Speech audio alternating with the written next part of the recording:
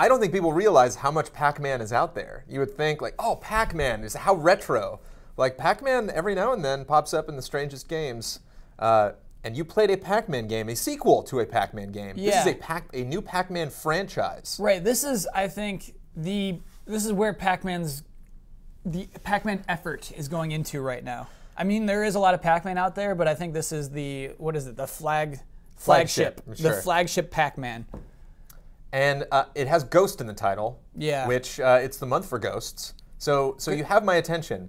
I don't know how long you have my attention, Kyle. I'm about to lose it. Basically, I wanted to give it a shot because it is the flagship Pac-Man. I wanted to see where Pac-Man is at, and I'm sure probably if you're clicking on this video, you're curious as well.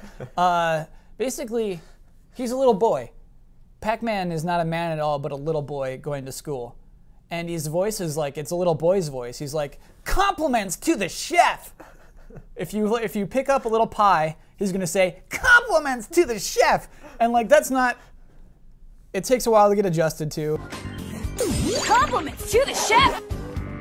I get it. I get why they're doing it because like Pac-Man's for kids. And it's not a game that you or I should probably care to play. So it's a prequel. He's a Pac boy. And he's growing up. It's the story of Pac-Man. It might be, I'm not sure. His parents are missing. That's the story is like, oh my God, I find my mom and dad. Does his dad have like a little toupee and his mom's got a little bow on or something? Yeah, absolutely. Okay. And it might be like Donkey Kong Country where like the Donkey Kong Country is actually the ancestor of the Donkey Kong who's in the arcade game. Oh yes, maybe Pac-Man gets kidnapped and it's his son that has to do it. Yeah. You couldn't tell that much from the story. I just played the first world. I got through the first world. Were there cutscenes? There are cutscenes. Okay. So that's the interesting. So that's what they're going for, really, is a world. There's a TV show, Pac-Man and the Ghostly Adventures, as well. And so you'll be like in environments of the show. You go to Pac-Man's school. We're gonna get the show. What's up? What's the show on? It's on Hulu. I've seen it on Hulu, so it's probably cool. on Nickelodeon or something. I'm sorry, I don't know, but it is on Hulu at least. And I mean, it's about that kid. Compliments to the chef. So it's like, you or I probably will not enjoy the show, but it straddles this line. It's definitely a family game because there are parts that it's like doing jokes that they think dads will like. Just like, there's a ghost and someone's like, who am I gonna call? Uh-oh, you know, like, and the dad will be like, that's a Ghostbusters reference. Like, all right, dad, like, there are things in there that are just for the parents, like references to the arcade game even, like that sound that it makes when the game starts. It's also very hard to get a gold medal. And so that's the only part this game is hardcore. Even like the first time you can do it? Yeah. Just like, because every level has a score, which is very Pac-Man-y. And it's actually pretty tricky to get a gold medal. I don't know why I did sometimes and didn't others, but you know, it's about getting combos and things. Strangely difficult for what is probably a game for 5-year-olds. I mean, he's always fighting ghosts. So I mean, every Pac-Man adventure is a ghostly adventure. Is this a little more ghostly than your average? I'm sorry, Brandon, I have to correct you there. In this game, Pac-Man isn't fighting ghosts always. He's friends with Inky, Blinky, Pinky, and Clyde. They're his buddies. Pinky is macking on Pac-Man. She's got a mad crush and like hits on him hard, which I actually really like. Whoa. Yeah. So who's the antagonist of this ghostly adventure? Betrayus. What is his name? Something Betrayus. Which is so weird. Is he a ghost? He's a ghost now. Okay. I think he wasn't in the first game, but like now he's a ghost, and we're seeing the effects of that. And he wants to free the other ghosts. I do wish you had done a little more research.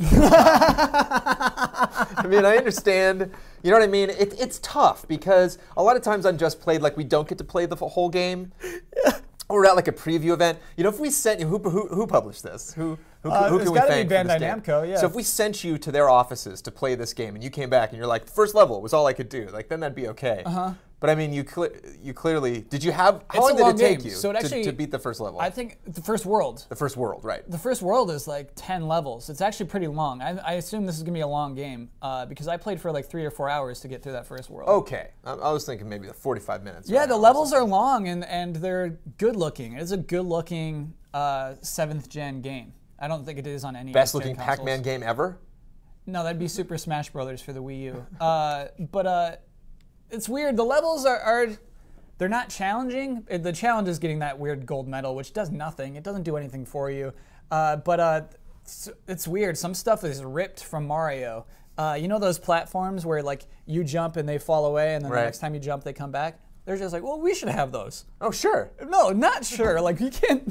Pac-Man was here before Mario, man. Pac-Man is like, whatever you have is mine, buddy. Pac-Man wasn't a platformer before Mario. So do you think it's weird that there's some kids now that are like way into the Ghostly Adventures cartoon, and then are like, well, they made a second game of that show that I like, and like, what do you know? That character from a show I like is now in Super Smash Brothers. How random. Yeah. It's like, well, there is actually... No, because Dad's right there just being like, actually, I played... Let me explain the Ghostbusters reference to you, But and then I'll explain. But do you think, like, does some strange things rub you the wrong way, Kyle? I'm wondering, like, do you think the younger generation, are we like you whippersnappers should know who Pac-Man is? Or is it kind of cool that they don't?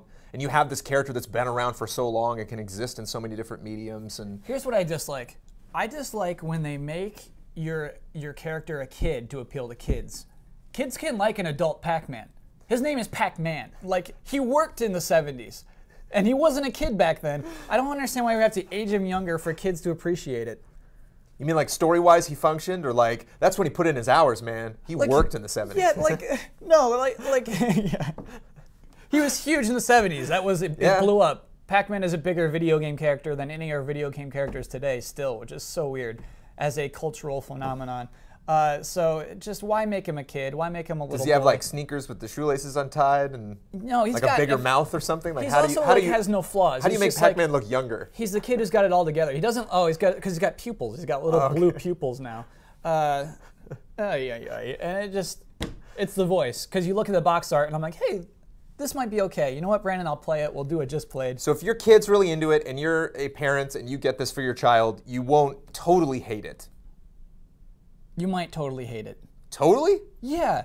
Total hatred. Because if you love Pac-Man, it's like, what the F is this? Do people love Pac-Man? You think there's people out there that it's like, you know, screw Commander Shepard, screw Master Chief. Pac-Man is one of the first video games people loved. Totally. Well, that's it. You said video game. I'm talking about character. Like, you love this character so much. You're like, what have they done? Pac-Man, what did they do to you? Like, is anybody saying that? Is anybody tweeting that? When we watch cartoons, it's not all about like little kids. You know, it's just like G.I. Joe isn't about little boys. You know, it's just Go back and watch that show and follow their vocabulary. The G.I. Joes had like elementary school, 4th grade at best.